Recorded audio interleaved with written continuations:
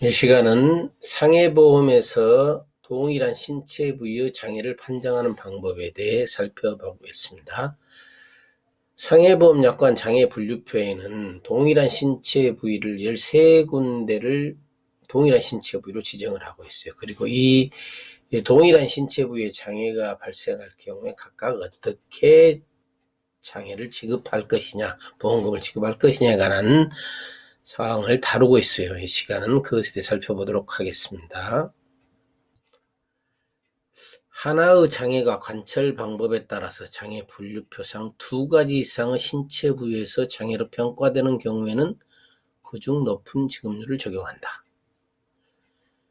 교통사고로 머리 등을 다쳐서 신경계에 장애가 발생을 했는데 사지 안전마비가 됐어요. 그러면은 이 사지 안전마비로 인해서 방광 기능을 상실했다 할 경우에는 사지 안전마비로 평가할 수도 있고 방광 기능의 마비로 평가할 수도 있겠죠. 이러한 경우 신경계 장애로 인해서 사지 안전마비와 방광 기능 상실이라는 두 개 장애가 왔지만 이 둘을 합산하여 평가하지 않고 그 중에 평가한 것 중에서 높은 지급률을 지급한다. 그 의미입니다. 하나의 장애가 다른 장애와 통상 파생하는 관계에 있는 경우에는 그중 높은 지급률만을 적용하며 하나의 장애로 둘 이상의 파생장애가 발생하는 경우 각 파생장애의 지급률을 합산한 지급률과 최초 장애의 지급률을 비교하여 그중 높은 지급률을 적용한다. 하나의 장애가 다른 장애와 통상 파생하는 관계에 있는 경우에는 그중 높은 지급률만을 적용한다. 여기서 중요한 것이 통상의 개념입니다. 통상이란 일반적이란 이야기죠. 그래서 어떤 병명이 발생을 했어요.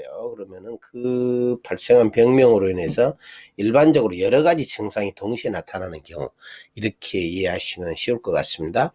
신경계 장애로 사지가 마비된 경우에 일상생활의 기본 동작에 제한하고 동시에 팔다리 운동 장애가 발생하는 것은 일반적이죠. 무슨 얘기냐면은 일상생활 기본 동작의 제한은 먹는 것, 씻는 것, 그리고 이동 동작 등이 포함되어 있기 때문에 이거는 팔다리 운동 장애와 동시에 발생하는 것이다. 이런 경우는 둘 중에 높은 것을 지급하는 것이 원칙이다라는 이야기죠. 의학적으로 뇌사 판정을 받고 호흡 기능과 심장 박동 기능을 상실하여 인공 심박동기 등 장치에 의존하여 생명을 연장하고 있는 뇌사 상태는 장애 판정 대상에 포함되지 않습니다. 다만 뇌사 판정을 받은 경우가 아닌 식물인간 상태는 각 신체 부위별 장애 판정 기준에 따라 평가한다. 여기서 식물인간 상태는 의식이 전혀 없고 사지의 자발적인 움직임이 불가능하여 일상생활에서 항상 간호가 필요한 상태를 말합니다.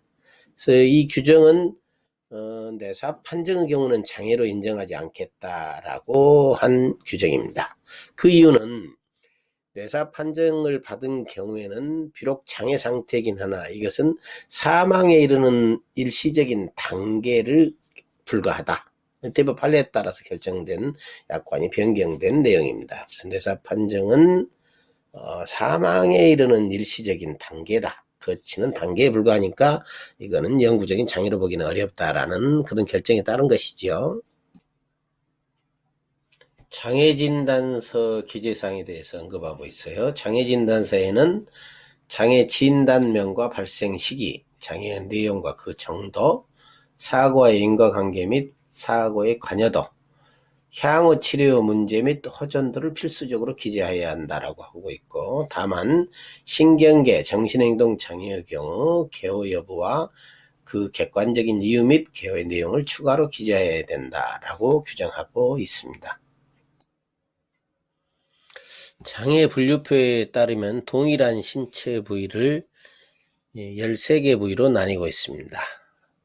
눈, 귀, 코, 씹거나 말하는 기능의 장애. 씹거나 말하는 기능의 장애는 입에 관한 것이죠. 그 다음에 외모, 등뼈, 체간골, 팔, 다리, 손가락, 발가락, 그 다음에 흉, 복부, 장기 및 비뇨, 생식기, 신경계 정신행동 장애가 13개 부위로 분류하고 있습니다.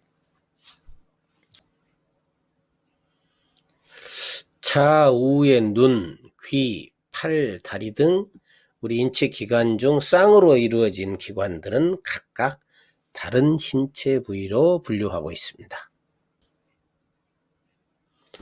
동일한 신체 부위인지 여부와 관련해서 분란이 일고 있는 경우가 등뼈의 경우입니다. 경추, 흉추, 여추, 천추, 미추 이렇게 구분이 되는데요. 등뼈는. 근데 이 등뼈가 과연 경추를 다친 이후에 장애를 받았어요. 그 다음에 또 요추에 추가적인 장애가 발생했는데 이거를 동일한 장애로 볼 것인지 여부.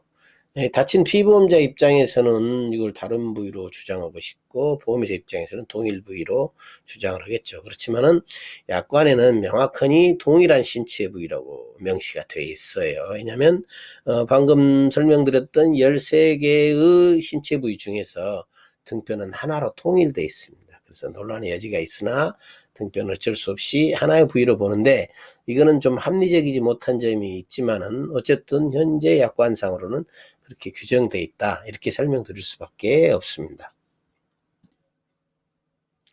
이상 동일한 신체 부위가 무엇인지에 대해 살펴보았는데요. 동일한 신체 부위는 문제가 되는 것이 이 동일한 신체 부위에 두 가지 이상의 장애가 발생한 경우에 합산하지 않고 그중에 높은 것만을 지급률로 인정한다는 것이 문제가 되지요.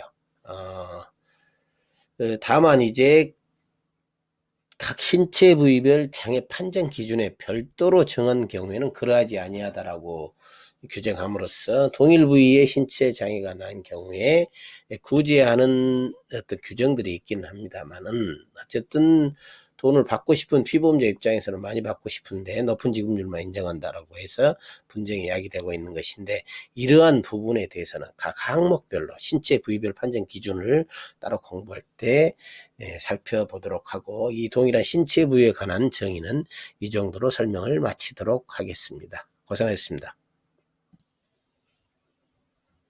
참, 다 끝난 줄 알았는데 빠진 게 하나 있네요. 하나의 장애가 다른 장애와 통상 파생하는 관계에 있는 경우에는 그중 높은 지급률만을 적용하고 하나의 장애로 둘 이상의 파생 장애가 발생하는 경우 각 파생 장애의 지급률을 합산한 지급률과 최초 장애 지급률을 비교하여 그중 높은 지급률을 적용한다라는 항목이 있었는데 제가 첫 번째 항목 하나의 장애가 다른 장애와 통상 파생하는 관계에 있는 경우에는 그중 높은 지급률만을 적용한다라는 거 설명하고 뒷부분 설명을 안 했어요. 뒷부분에 대한 설명을 더 드릴 수 있도록 하겠습니다. 하나의 장애로 둘 이상의 파생 장애가 발생하는 경우 각 파생 장애의 지급률을 합산한 지급률과 최초 장애의 지급률을 비교해 그중 높은 지급률을 적용한다는 의미는 신경계의 장애로 인하여 신경계 장애, 즉 머리를 다쳤죠. 그래서 팔다리가 마비되는 장애가 발생을 했는데 일상생활 기본 동작에 제한이 생겼겠죠. 팔다리 마비됐으니까. 그래서 그 장애에 대한 일상생활 기본 동작에 의한 장애 지급률을 평가를 해보니까 40%였고 그 다음에 이제 각각 팔다리 운동 장애가 마치 왔을 거니까 그로 인한 팔다리 운동 장애 지급률 합산한 금액이 40%였다. 아니 50%였다. 그러면은 이때 그 최초 장애 지급률인 40%와 팔다리 운동 장애로 평가한 50% 중에 높은 것, 즉 장애 지급률은 50%를 지급한다는 의미로 해석하시면 되겠습니다.